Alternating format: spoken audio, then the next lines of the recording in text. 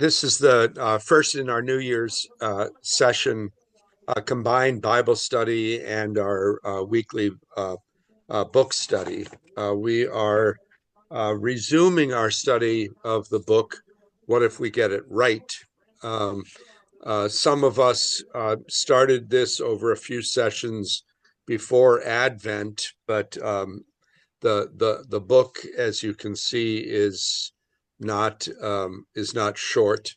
It is pretty dense, and we took a fair amount of time getting through the early parts of the book. Then we took a recess during Advent and Christmas season, and we're now coming back. Um, Thank you very much to Kathy for putting together this summary of the first sections. That's a good way to kickstart our our conversation, and particularly as we have people who weren't a part of that conversation before Christmas.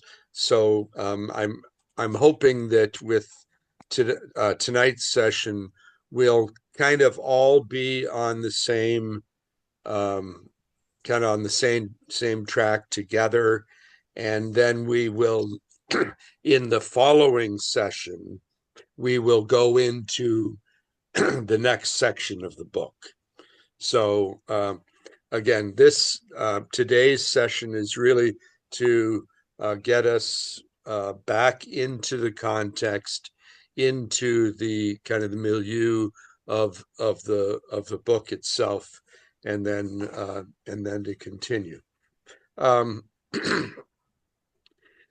uh, at its core, the book is, as Kathy noted, it's an exploration of possibilities that the in most cases the technology already exists for us to do some significant remediation or even reduction of our use of carbon in general, and particularly processes that produce carbon emissions, CO2 emissions into the air.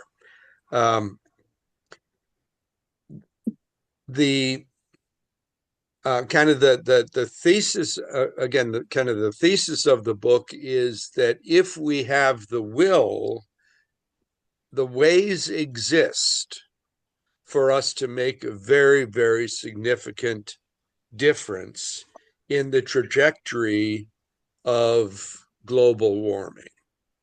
It's also kind of built into the theme that no one person, no one entity, no one government, um, no one nation can do this work alone, and that it's got to be a communal effort, but it's also um, it's also something that we in our homes can participate in.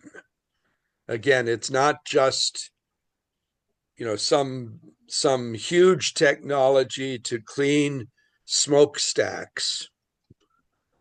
It's also about the amount of food that goes to waste in our kitchens, and how we adopt new habits of of living in the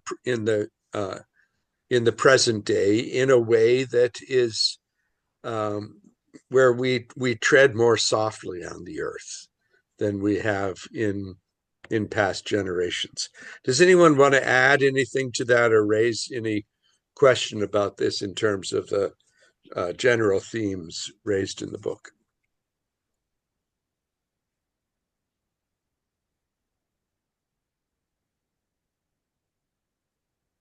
Okay, let's going on to section one.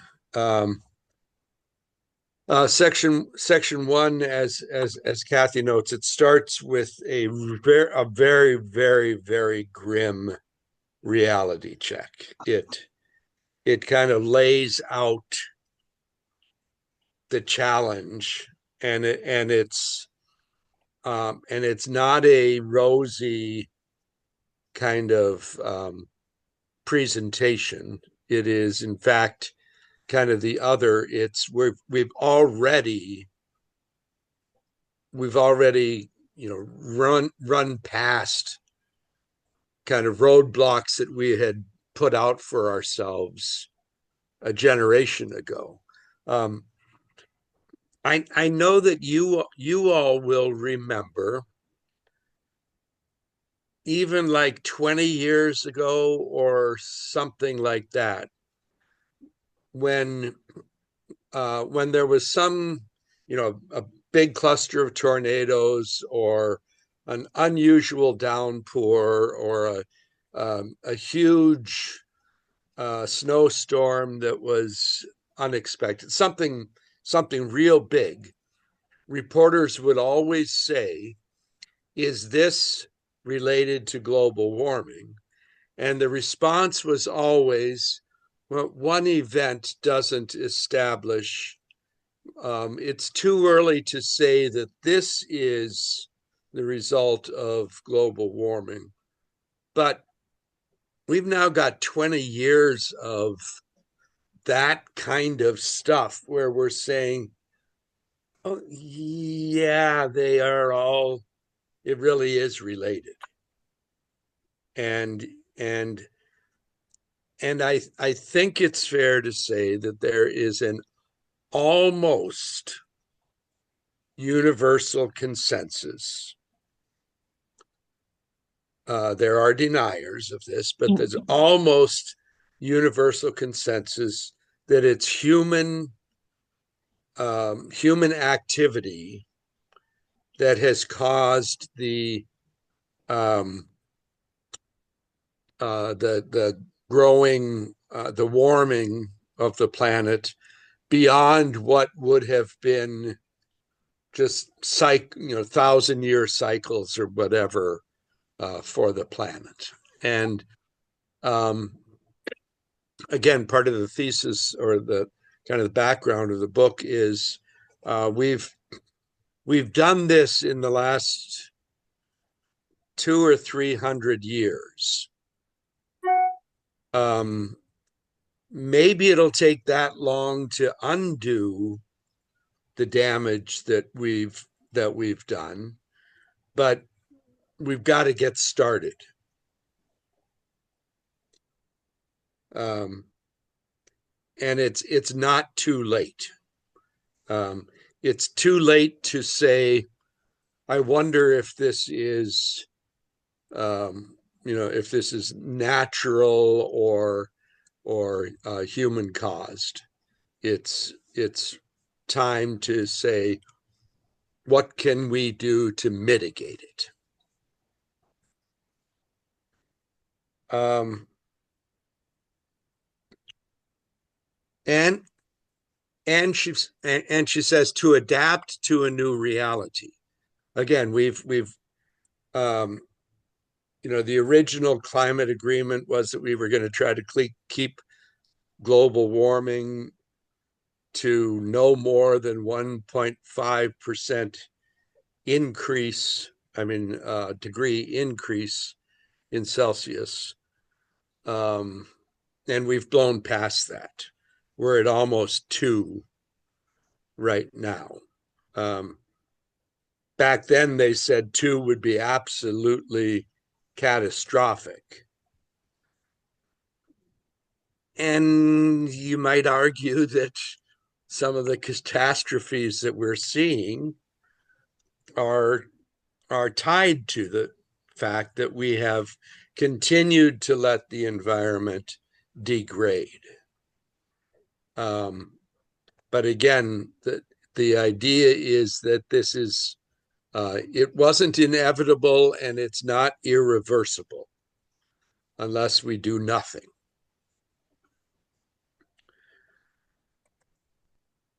Any other comments? As if anybody has like a highlighted section from your reading of uh, these chapters, please feel free to raise those.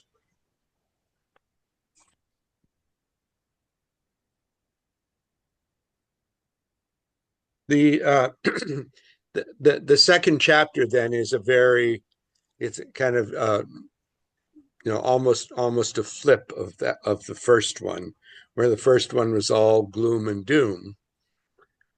The second one really says, you know what, it's not too late, and the earth has amazing ability to heal itself if we assist it, if we stop creating the problems that are now facing us.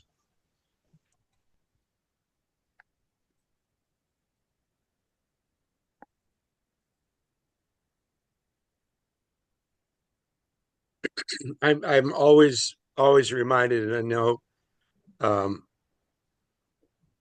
most, if not all of you, have heard this reference, but excuse me.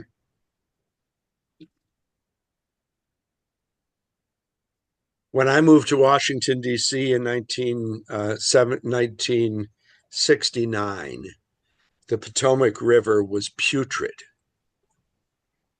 And in the around 1972 or so, the Democratic controlled Congress and Nixon in the White House, they passed the Clean Water Act, Clean Air Act, two really important acts, established the EPA, and got to work.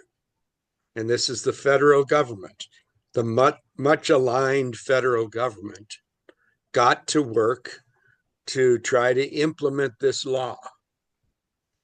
And now that's been 50 years, 60 years, 50 years. But over that time, the Potomac River and that whole area the river has it's just gorgeous now, and that's the same dynamic that's happening and has happened all over the country, thanks to that government commitment to saying we deserve clean water, we deserve clean air. Part of the problem with the second one, clean air, is that while we continue to adopt things to make, for instance, cars less polluting, we're also having more cars. So the pollution level doesn't go down necessarily. More cars polluting less isn't as good as fewer cars polluting less. But that, again, I raise that as an example of, yes, when we decide we want to do something, we, as in this case the federal government, but you could take that down to the municipal level and say, when we decide that something's in a priority, we organize ourselves to do it.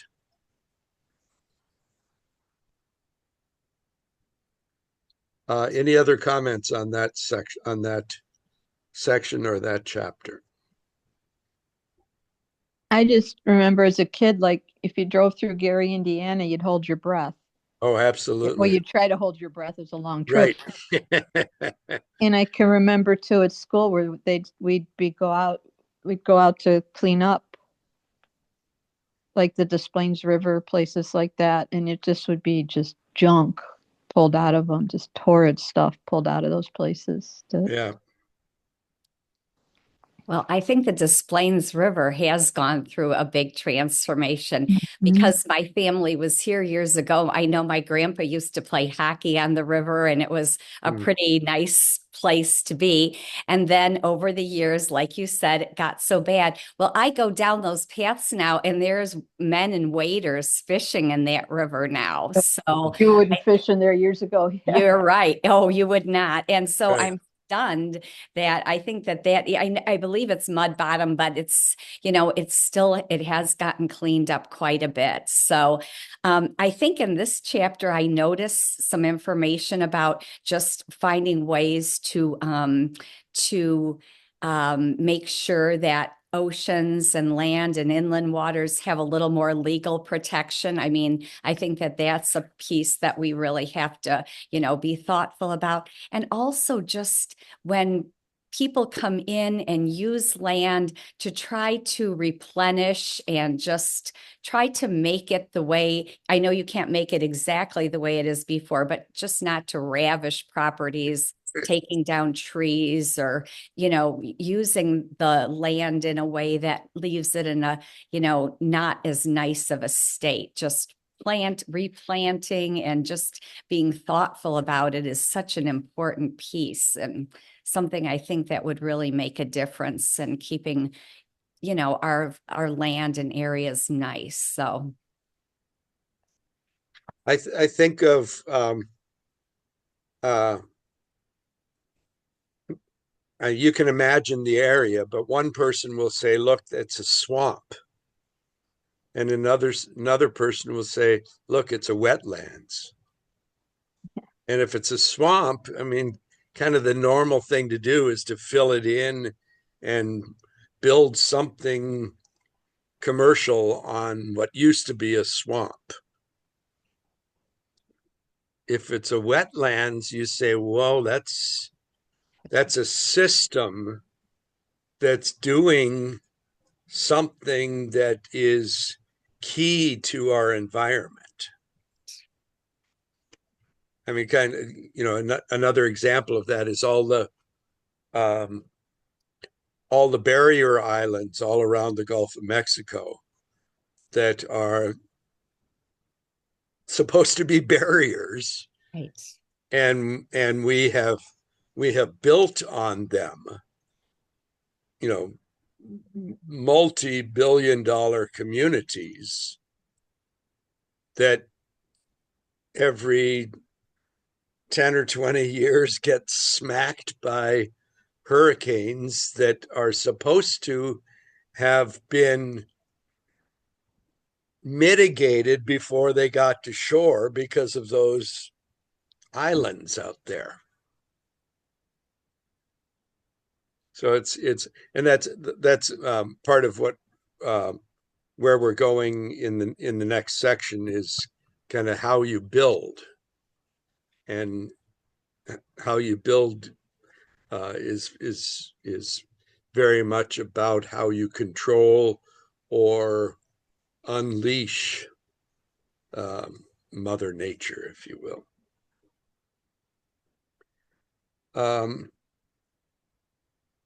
Anything in section 2, replenish and regreen, that any of you who read this earlier want to highlight? Been so long. I thought it was neat up here. There was a big to do for a while. I think I might have mentioned before over a truck depot going in, Hmm. and it was going to add whole bunches of acres, and it was going to cut into a bunch of preserves in the area, and just they said the ecological ecology impact would just have been awful. And even without it, it went up for a vote. It was even on the like the news in the city. I heard it on the radio, and you're like, oh my gosh, they can't. It would brought a lot of money in, I guess, but the town council voted it down unanimously, which made a lot of people very happy because they said it was just they were just going to knock down trees and a whole like so the Hollows Preserve up here was going to get cut into and just Hmm. flatten everything. And then the people that live on the other side of 14 said would never even it would have been light pollution, unbelievable light pollution too. Oh, wow. So they were happy about that. And I drive out to Aurora, see a friend of mine a lot on 47, and there were signs all over about the same thing going up in Sugar Grove. Hmm. I guess there were big protests in Sugar Grove against it, but their council voted to put it through, and it's not going to be pretty. So, Hmm. but I said, just in one, I'm glad that there were some people that said enough to say, no, we're not having that come in here. Yeah. Just need more to say that. Yeah. Um, go ahead. I was just going to say one thing that stuck out to me in this, and I have to admit, I don't have my notes that I sent out in front of me, so I don't know if I already said this, but just the whole idea that like we humans like to control or orchestrate everything, we tend to do the same with climate solutions when a big part of it is just getting out of the way and letting nature, as they say, take its course and do its thing and not try to fix it by something that we think is better when nature kind of in its own way of creation has it figured out itself, and some of it we need to get out of the way and not interfere. And one point underneath that was the um, also tapping into the wisdom of indigenous people, Right. people who have lived on the land,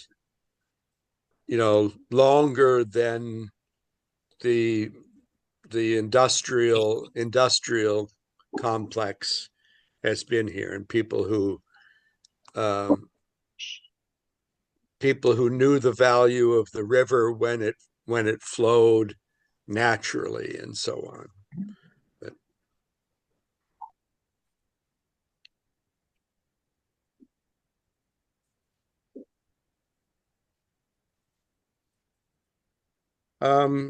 anything on the Go Farm young people? The chapter about encouraging a move away from industrial farming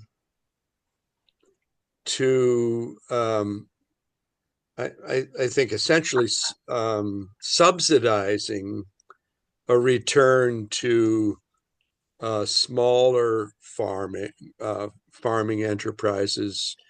Um, and from my perspective, certainly the huge corporate industrial farms of the last 50 years or so have been subsidized by tax incentives and all kinds of things that make it profitable for them to get more and more and more and more and more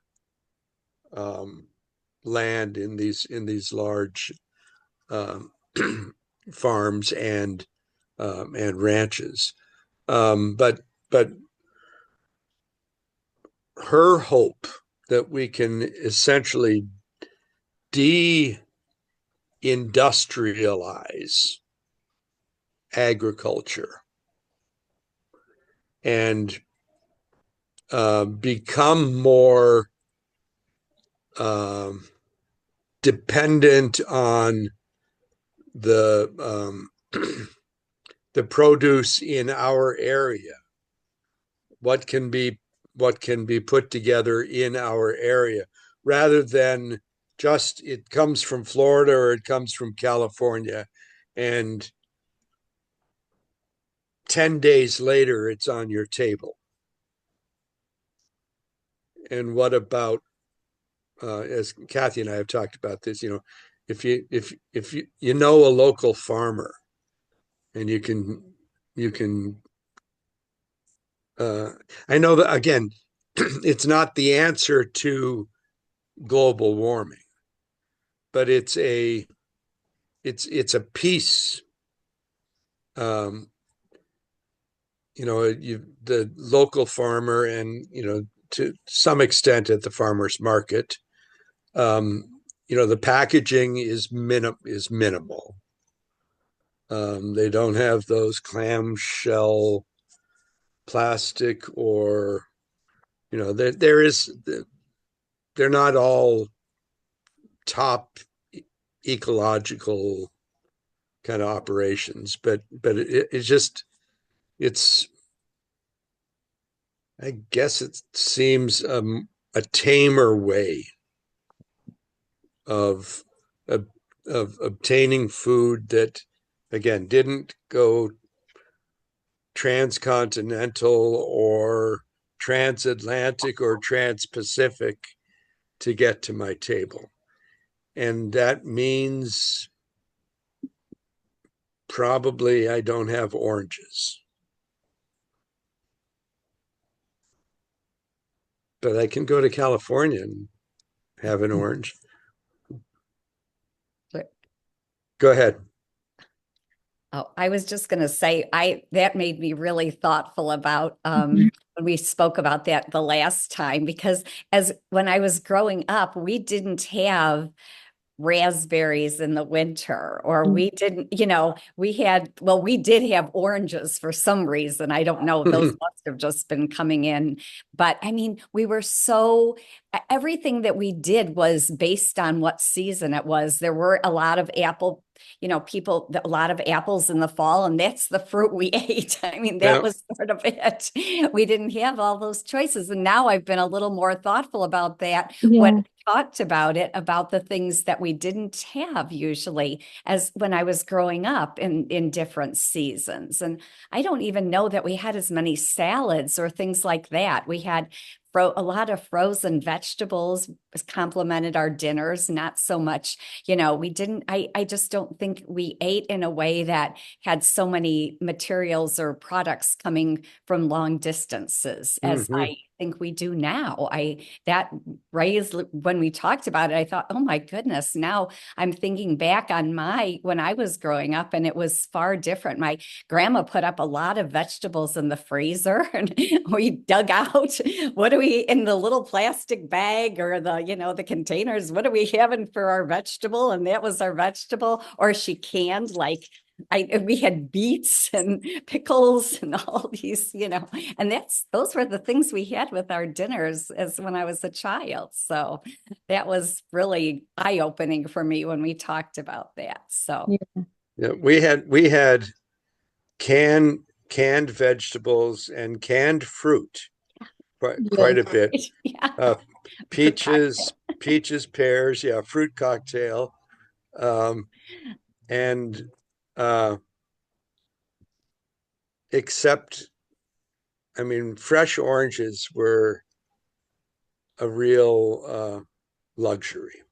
But we had bananas. And see, I wonder if bananas became kind of a staple in America because the banana growers, who were exploiters down in Central America, big time, brought the crop up here and kind of got us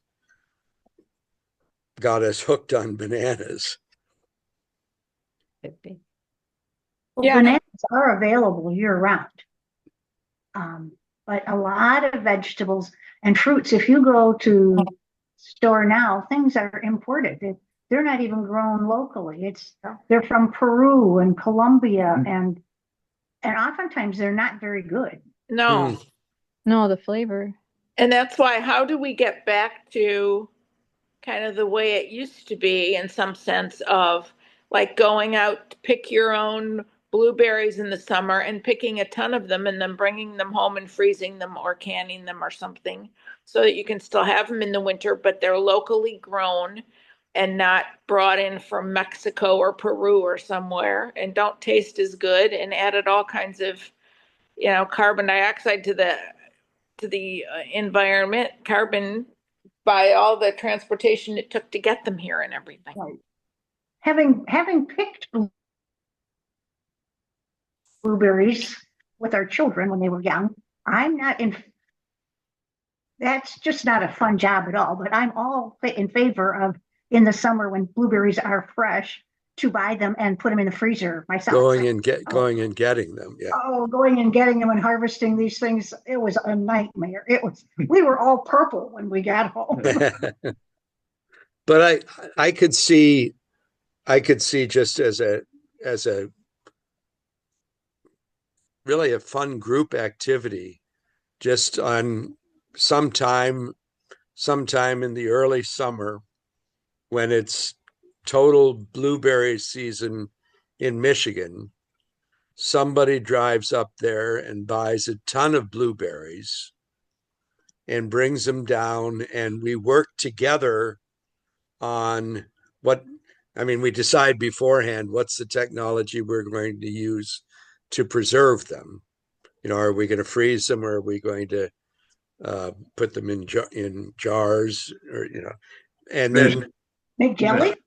mason jars, or exactly what we're going to do, but then do that kind of as an assembly line. So not every person's not doing all the tedious stuff, but it's kind of shared, including the cleanup. Idea. Blueberry season's like early June, right? In Michigan. Is that right? Or is that strawberries? Have a lot of blueberries during June and early July. Yeah, I think, into July too. So we could just buy them there. Sounds good. A good idea. So the next section was seeds and sovereignty. And it, among other things, it raised some questions about the viability of kind of a for-profit food system, and whether there shouldn't be at least a floor. I mean, yes, if everybody has sufficient, and you have the means to add lobster to your menu, I say, by all means, go for it. But everybody should have basic nutrition available to them.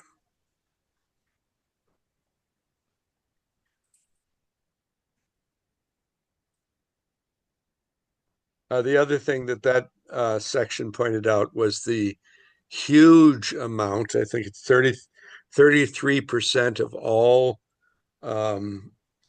greenhouse gas emissions come from the food industry globally. That's not just in the United States.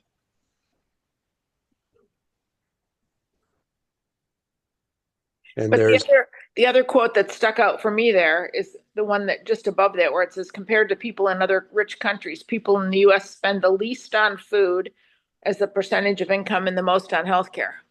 Where if we could spend more on food or have that figured out, there'd probably be less spent on healthcare because people would be healthier.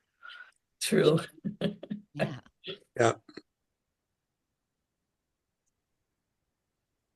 We were talking about the local stuff and all that, and I just thought about it. It's part of the group that runs the bookstore I volunteer at. They have a thing called the Food Shed. It's a grocery co-op. And it just opened a little while ago, so I haven't joined it yet, but I got to because I just looked and they've got like fresh stuff. It's cheaper even than what it is in the store, and it's all organic and natural. And most of it's coming from a lot of it comes from local farm to store stuff.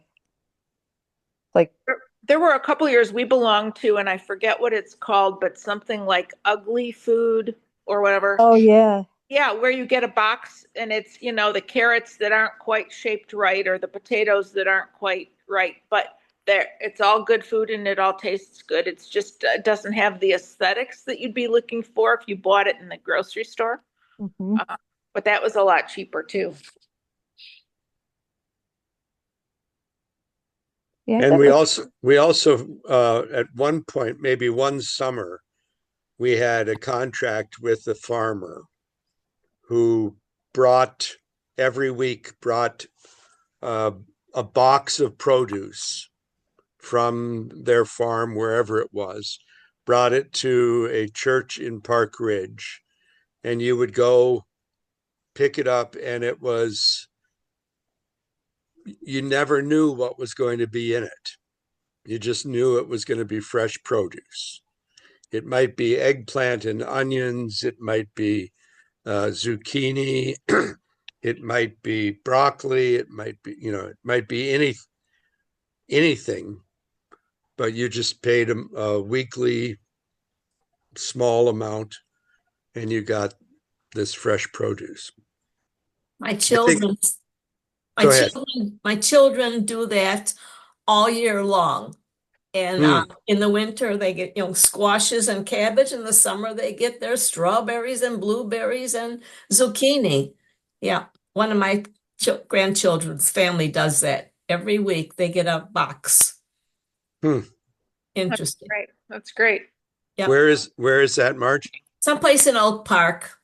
Oh, In fact, Iris did it once too. So if you're interested, I can put you in touch with them. okay.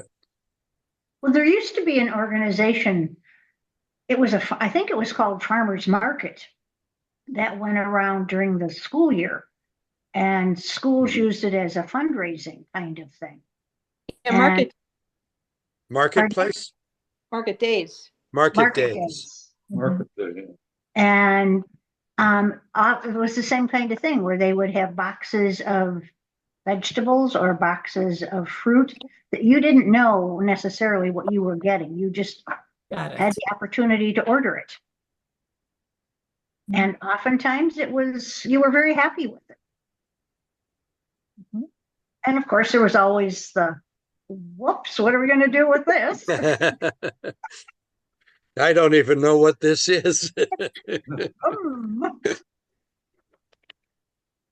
All right.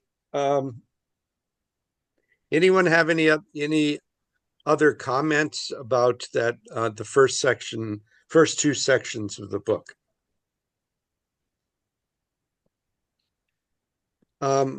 We are not going to go into the third section today, but tonight, but I'd like that to be what we focus on for our next session, which will be not next week, but the following week. We're skipping next week. Kathy and I will be on vacation. So we'll skip next week and be back the following Wednesday to go with the section called If We Build It.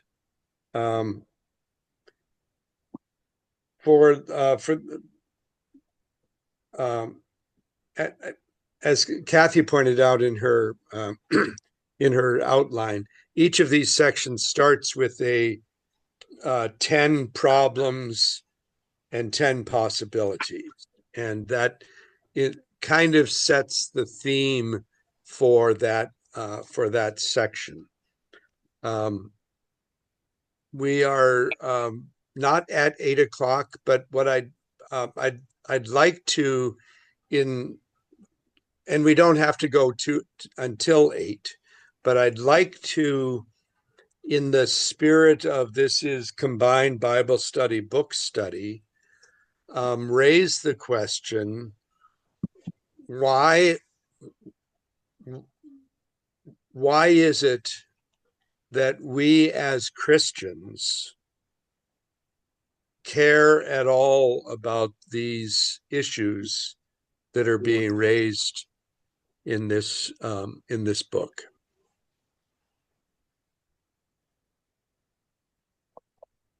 Probably because we've been gifted with a beautiful, beautiful world.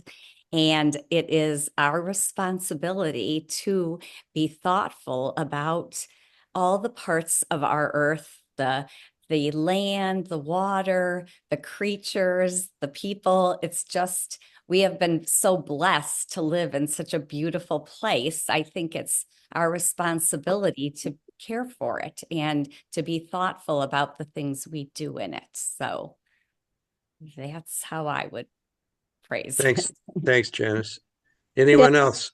Doesn't it say, take care, God says, take care of our world? Right. That's like you just said. Yeah.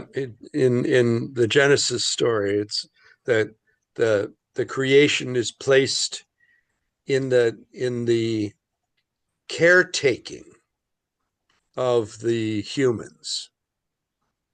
The translation we often see there is the humans to have dominion over, and the kind of the I think a better understanding is that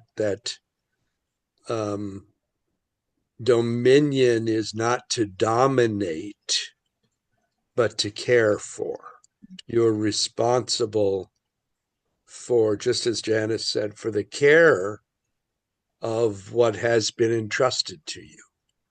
I love and I won't get this quotation right, but I believe it's an American Indian saying something about we don't own the land, we borrow it from our children, or we borrow it from our descendants.